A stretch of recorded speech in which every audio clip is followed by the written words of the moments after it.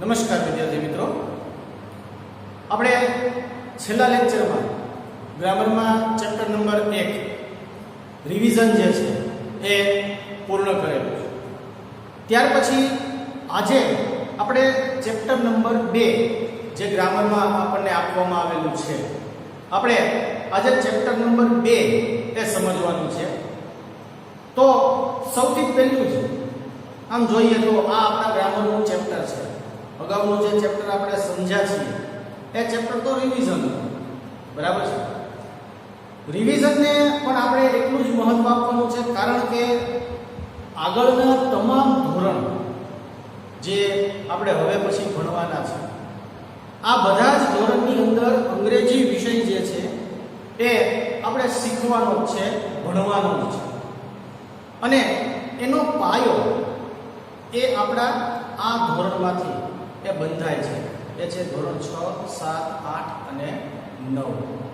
તો અત્યારે આપણું જેટલું ગ્રામર એ મજબૂત હશે, જેટલી વાક્ય રચનાઓ આપણને યાદ હશે, જે વાક્ય રચનાઓ આપણે ભણવામાં આવે છે, જેટલા વધારે શબ્દો અંગ્રેજી ભાષાના ગુજરાતી અર્થ સાથે, સ્પેલિંગ સાથે આપણને યાદ હશે, એટલું આપણું અંગ્રેજીનું જે નોલેજ છે એ એટલું જ વધારે સારું એ આપણને ઉપયોગી થઈ પડશે. તો મિત્રો, સાદો વર્તમાન કાળ આપણા માટે સૌથી પહેલી વાત કરીએ તો નવો નથી, કારણ કે આપણે ધોરણ 6 માં પણ સમજેલા છીએ, ધોરણ 7 ની અંદર પણ એની વાક્ય રચનાઓને સમજી છે, ધોરણ 8 માં પણ આવે છે, અને આવતા વર્ષે ધોરણ 9 માં પણ આ ટેન્સ જે છે એ આપણે ભણવાનો છે, એ આપણે શીખવાનો છે, બરાબર. તો આ કાળને આપણે યાદ જ રાખવાનું છે. સાદા બધા જ કાળ, એ પછી ચાલુ કાળ છે, પૂર્ણ કાળ છે, બરાબર. એ જેમ જેમ આપણા ધોરણ એ અપ થતા જશે એમ એ કાળની સંખ્યામાં એ ઉમેરો થતો જશે. તો સૌથી પહેલો ટેન્સ જે આપણા 8મા ધોરણની ગ્રામરના ચેપ્ટરમાં આપણને આપવામાં આવેલો છે એ છે ધ સિમ્પલ પ્રેઝન્ટ ટેન્સ, બરાબર. ગ્રામરના ચેપ્ટર નંબર 2, ચેપ્ટરનું નામ છે ધ સિમ્પલ પ્રેઝન્ટ ટેન્સ, બરાબર. સિમ્પલ શબ્દનો અર્થ છે સાદો, પ્રેઝન્ટ એટલે વર્તમાન, હાલમાં, બરાબર. અને ટેન્સ શબ્દનો અર્થ છે કાળ. Simple present tense. મિત્રો, તમે સિમ્પલ પ્રેઝન્ટ ટેન્સ જે આપણને આપેલો છે ગ્રામરમાં, એમાં તમે સૌથી પહેલું જ પેજ જે છે એ ઓપન કરશો એટલે તમને એમાં અલગ અલગ સર્વનામોની સાથે કયા કયા વર્તમાન કાળના એ રૂપ, હેવના રૂપ અને સાદા વર્તમાન કાળના રૂપ, એટલે કે ટુ બી ક્રિયાપદના રૂપો, હેવના રૂપો અને ટુ ડુ ક્રિયાપદ જે સાદા વર્તમાન કાળની અંદર સહાયકારક તરીકે વપરાય છે, એના એ સ્વરૂપો એ આપણને આપેલા છે.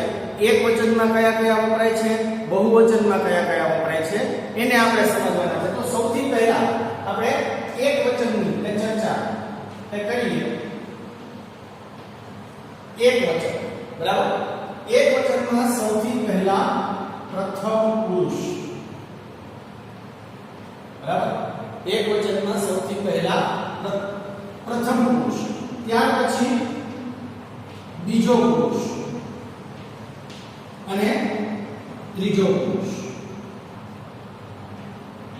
બરાબર છે. પ્રથમ પુરુષ, બીજો પુરુષ અને ત્રીજો પુરુષ. ત્રીજા પુરુષના સર્વનામ એ આપણે અહીંયા લઈશું, બરાબર છે.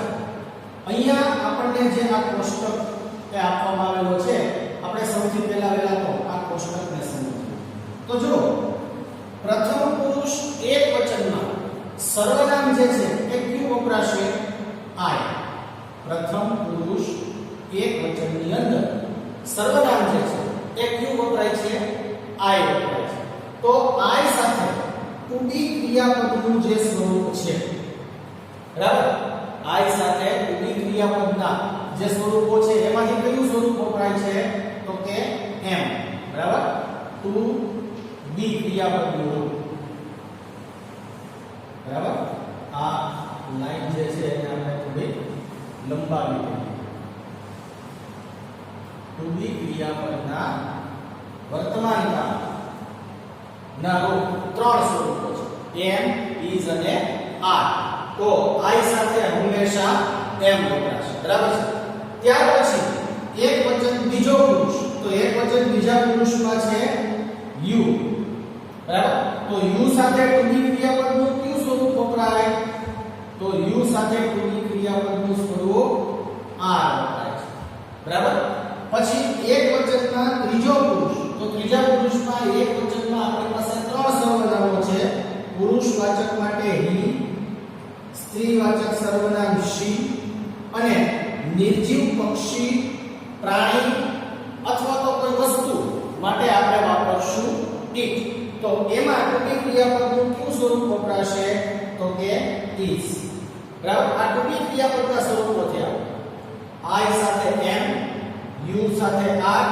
હી શી અને ઇટ સાથે ઇઝ બરાબર છે ત્યાર પછી આપણને આપેલા છે ટુ હેવ ના રૂપ બરાબર ત્યાર પછી જે બીજું કોષ્ટક તમે જોશો તો એમાં આપણને આપવામાં આવેલું છે ટુ હેવ ના સ્વરૂપો તો ટુ હેવ ના સ્વરૂપો કયા કયા કે જે આપણે વર્તમાન કાળની અંદર એક વચનમાં વાપરીએ તો આઈ સાથે હેવ વપરાશે આઈ હેવ આ હેવ શબ્દનો અર્થ શું થશે તો કે ની માલિકી હોવું બરાબર ની પાસે હોવું આ ટુ હેવ શબ્દ છે એનો આપણે અર્થ શું લેશું ની પાસે હોવું જેમ કે આઈ હેવ અ પેન મારી પાસે એક પેન છે તો એ પેનની આપણે માલિકી દર્શાવીએ છીએ એટલા માટે ત્યાં આપણે આઈ હેવ અ પેન એવા શબ્દનો ઉપયોગ કરીએ છીએ બરાબર ત્યાર પછી યુ સાથે ટુ હેવ ક્રિયાપદનું કયું સ્વરૂપ વપરાય તો કે હેવ બરાબર છે હી શી અને ઇટ એક વચનમાં ત્રીજો પુરુષ એક વચનમાં હી શી અને ઇટ સાથે કયું વપરાશે તો કે ટુ હેવ નું જે સ્વરૂપ છે હેઝ એ વાપરવામાં આવશે બરાબર છે ત્યાર પછી હવે સાદા વર્તમાન કાળમાં ટુ ડુ ક્રિયાપદ બરાબર ત્યાર પછી સાદા વર્તમાન કાળમાં ટુ ડુ ક્રિયાપદના સ્વરૂપોને સમજીએ તો આઈ સાથે ડુ યુ સાથે ડુ હી શી અને ઇટ એટલે કે ત્રીજા પુરુષ એક વચન સાથે ડુ ક્રિયાપદનું સ્વરૂપ ડઝ વપરાશે બરાબર D O E S does બરાબર છે તો આ વાત થઈ એક વચનની બરાબર ફરી વખત આપણે એક વચન જે છે એ વસ્તુને સમજી લઈએ ત્યાર પછી આપણે બહુવચન તરફ આગળ વધીએ તો પ્રથમ પુરુષ એક વચન સર્વનામ આઈ બીજો પુરુષ એક વચન સર્વનામ યુ ત્રીજો પુરુષ એક વચન સર્વનામ હી શી અને ઇટ એમાં ટુ બી ક્રિયાપદના કયા સ્વરૂપ વપરાય તો કે આઈ સાથે એમ યુ સાથે આર હી શી અને ઇટ સાથે ઇઝ બરાબર એવી રીતે ટુ હેવ ક્રિયાપદના કયા સ્વરૂપો વપરાય તો કે આઈ સાથે હેવ જો આઈ સાથે હેઝ નહીં વપરાય અને હી શી ઇટ સાથે હેવ નહીં વપરાય બરાબર છે એવી રીતે યુ સાથે હેવ હી શી અને ઇટ સાથે હેઝ બરાબર ત્યાર પછી ટુ ડુ ક્રિયાપદના સ્વરૂપો બરાબર કે જે સહાયકારક ક્રિયાપદ તરીકે આપણને આપવામાં આવ્યું છે તો કે આઈ સાથે ડુ યુ સાથે ડુ હી શી અને ઇટ સાથે ડઝ બરાબર છે આ એના એક વચનના સ્વરૂપો એ આપણને આપવામાં આવેલા છે ત્યાર પછી તમે જુઓ તો બીજી બાજુનો કોષ્ટક એ બહુવચનનો આપેલો છે એટલે કે પ્રથમ પુરુષ એક વચન જે હતું એના બદલે હવે અહીંયા આપણે શું કરવાનું થાય બહુવચન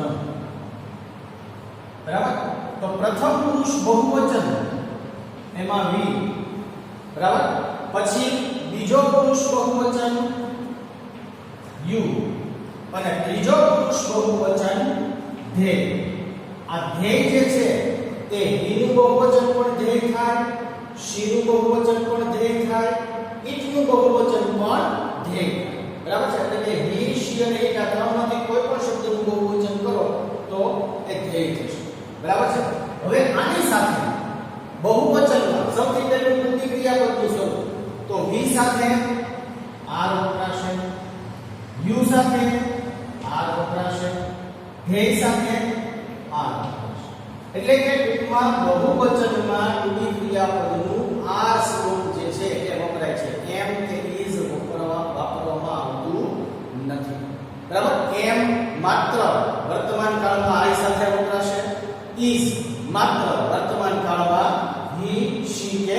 ઇટ સાથે વપરાશે. બરાબર છે. ત્યાર પછી આવે છે હેવ નું સ્વરૂપ.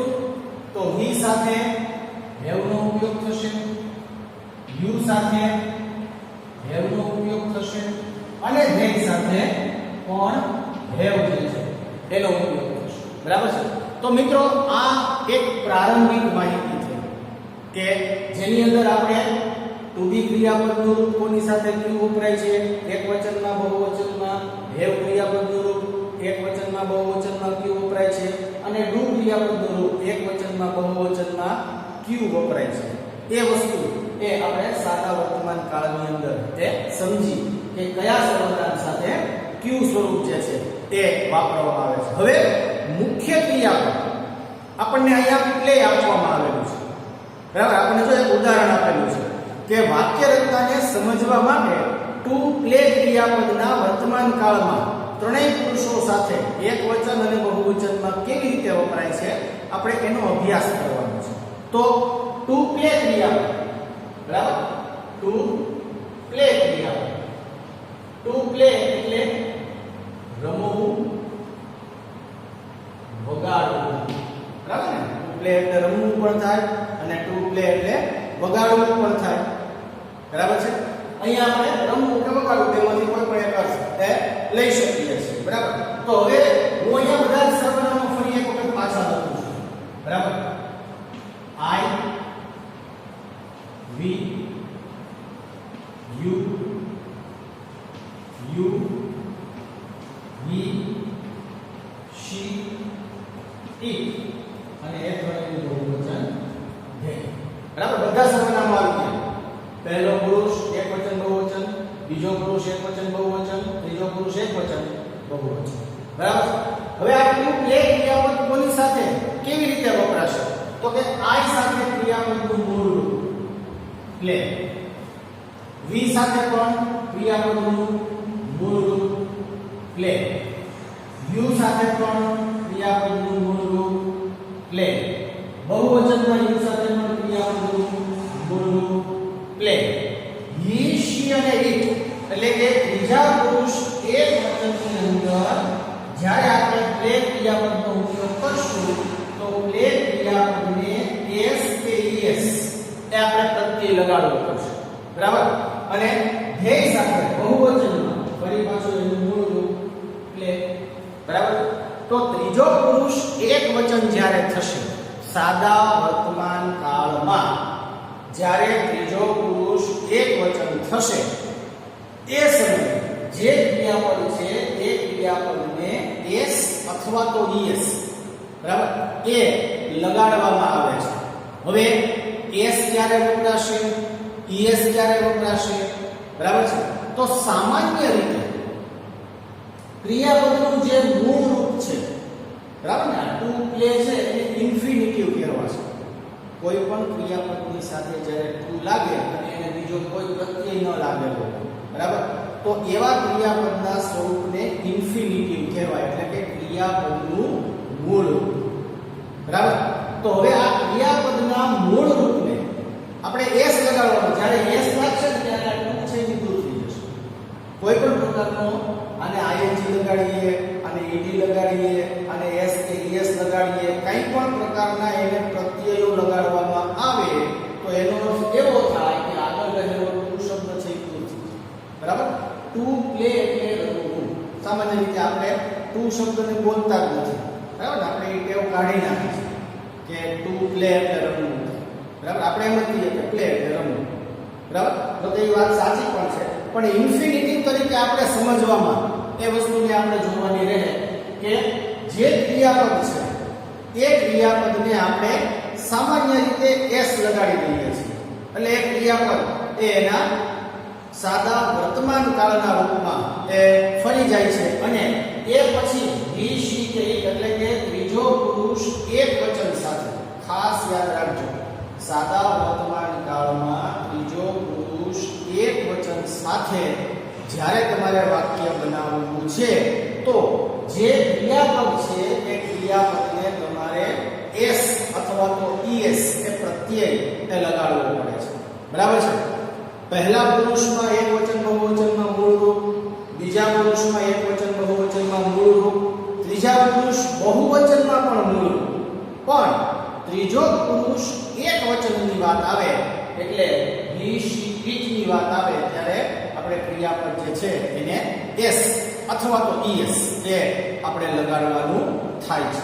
હવે es ક્યારે લાગે? બરાબર, હું આખું બોર્ડ જે છે એ સાફ કરી અને ફરી પાછું આપણે આગળની સમજૂતી જે છે એ સ્ટાર્ટ કરીએ છીએ. બરાબર, તો મિત્રો હવે આપણે એ સમજવાનું છે કે es એ ક્યારે લાગે છે. બરાબર, તો જે ક્રિયાપદના અંતે, ધારો કે કોઈ ક્રિયાપદ છે એ ક્રિયાપદના અંતે એટલે કે છેલ્લે કયા કયા શબ્દ આવતા હોય તો કે ડબલ s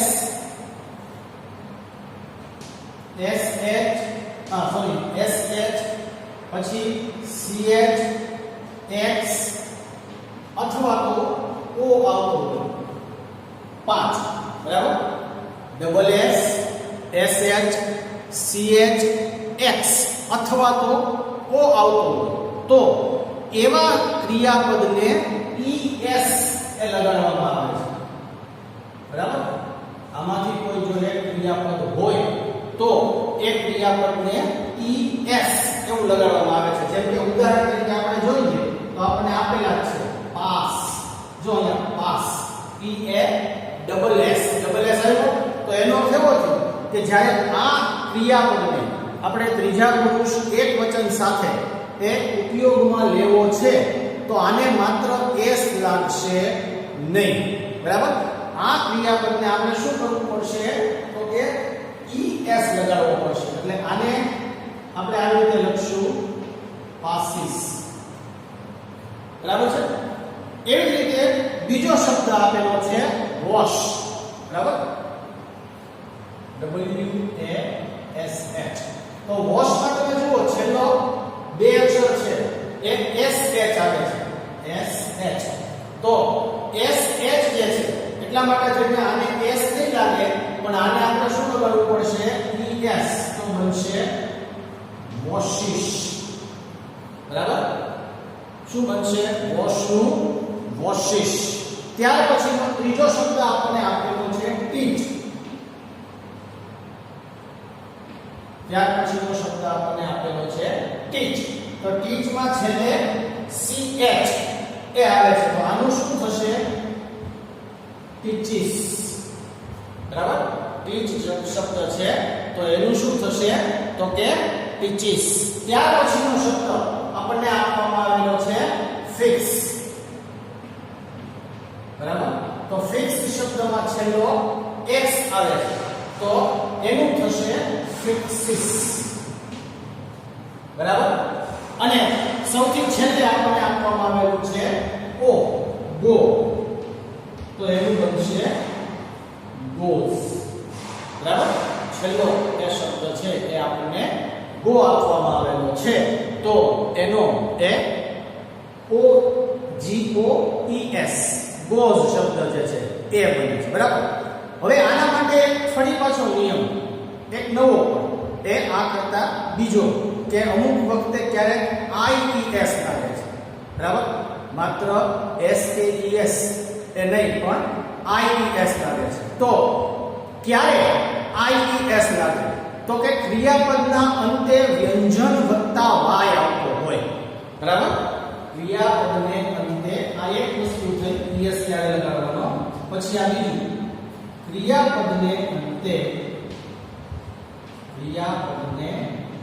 અંતે વ્યંજન વત્તા y આવતો હોય. બરાબર, તો શું કરવાનું તો કે y છે ને એને દૂર કરી દેવાનું અને એના બદલે IES લગાડવામાં આવે છે. જો એનું તમારે સાદા વર્તમાનનું રૂપ બનાવવું છે. બરાબર, એટલે કે ત્રીજો પુરુષ એક વચન સાથે એનું રૂપ તમારે યુઝ કરવું છે ત્યારે વ્યંજન વત્તા y આવતું હોય તો છેલ્લો y છે એને દૂર કરી દેવાનો અને IES લગાડવાનો. કઈ રીતે તો કે આપણે ઉદાહરણ જોઈએ CRY ક્રાય એટલે રડવું. જો એ છેલ્લો અક્ષર જે છે એ y છે, y ની પહેલા r જે છે એ વ્યંજન છે, બરાબર ને? y શબ્દ જે છે અક્ષર એની પહેલા આપેલો r એ વ્યંજન છે, તો શું થશે? આ y દૂર થઈ જશે, બરાબર? અને એને i e s લાગશે, એટલે કે આ શબ્દ આવી રીતે બનશે c r i e s, ટ્રાઇસ, બરાબર? એવી રીતે ટ્રાય, એવી રીતે બીજો શબ્દ છે ટ્રાય. તો ટ્રાય માં પણ છેલ્લો એ y છે, y ની પહેલા આપેલો જે અક્ષર છે એ r છે, r જે છે એ વ્યંજન છે, બરાબર? તો વ્યંજન હોવાના કારણે થઈને આ વ્યંજન વત્તા y ની જે શરત છે એને પૂર્ણ કરે છે. એટલા માટે થઈને આને જ્યારે આપણે s કે es લખી લગાડશું ત્યારે y જે છે એને દૂર કરશું અને એના સ્થાન પર આપણે i e s એવો શબ્દ જે છે લગાડશું, એટલે કે t r i e s, ટ્રાઇસ, બરાબર? પણ મિત્રો યાદ રાખજો, જો સ્વર વત્તા y આવતો હોય, બરાબર, તો આ નિયમ લાગુ પડતો નથી, બરાબર છે? ઘણા બધા વિદ્યાર્થીઓ એ વિચારે છે કે છેલ્લો y હોય તો y દૂર કરીને આ es લગાડી દેવાનું, બરાબર? પણ ના, વ્યંજન વત્તા y હોય તો જ આ નિયમ લાગુ પડે છે. સ્વર વત્તા y આપેલો હોય તો આ નિયમ લાગુ પડતો નથી. કેવી રીતે? બરાબર? જેમ કે આપણે હમણાં ઉદાહરણ લીધું પ્લે. પ્લેમાં તમે જુઓ છેલ્લો જે અક્ષર છે એ y છે, તો કે હા, છેલ્લો અક્ષર જે છે એ y આપેલો છે. y ની પહેલા આપેલો જે અક્ષર છે એ કયો છે? વ્યંજન નથી પણ સ્વર છે, બરાબર? તો સ્વર વત્તા y માં આ નિયમ લાગુ પડતો નથી. આ નિયમ માત્ર વ્યંજન વત્તા y ને જ લાગુ પડે છે, બરાબર ને? આ નિયમ સ્વર સાથે આવેલા y માં લાગુ પડતો નથી, બરાબર? તો આનું સીધું થઈ જશે પ્લેસ, આને કઈ કરવાનું નથી, સીધો એ શબ્દ કરવાનો છે, બરાબર? એવી રીતે આપણે બીજું એક ઉદાહરણ આપેલું છે બાય. તો બાય ની અંદર પણ છેલ્લો y છે, y ની પહેલા જે આપણને આપવામાં આવેલો અક્ષર છે એ અક્ષર u એટલે કે સ્વર છે, બરાબર? તો એને પણ આપણે સીધું લગાડીશું b u y s, bias, બરાબર છે? એવી જ રીતે એના પછી ત્રીજો જે આપણે ક્રિયાપદ આપેલું છે એ ક્રિયાપદ છે સે. તો સે ની અંદર પણ છેલ્લો એ y છે, y ની પહેલા આપેલો જે અક્ષર છે એ સ્વર છે, એટલે કે એ છે. તો અહીંયા પણ આ નિયમ જે છે એ આપણે લાગુ પાડવાનો નથી, અહીંયા આપણે સીધું સેસ આવું કરવાનું છે, બરાબર છે? તો મિત્રો હવે તમને વાક્ય રચના જે છે સાદા વર્તમાન કાળની આ આપણે જે વસ્તુ સમજ્યા છીએ, આ જે આપણે વસ્તુ શીખેલા છીએ એના પરથી આ વાક્ય રચનાઓ જે છે એ તમને બનાવતા આવડી જશે. જો કે આપણે આ મેં તમને અગાઉ કીધું કે આપણે અગાઉ 6થા ધોરણમાં ભણી ગયા છીએ, 7મા ધોરણના બંને સેમેસ્ટરમાં પણ આપણે ભણેલા છીએ, બરાબર? અને 8મા ધોરણની અંદર પણ આપણે એ ભણવાની છે. આવતા વર્ષે 9માં અને પછીના વર્ષે 10મામાં પણ શીખવાની છે, બરાબર? તો આ વસ્તુને આપણે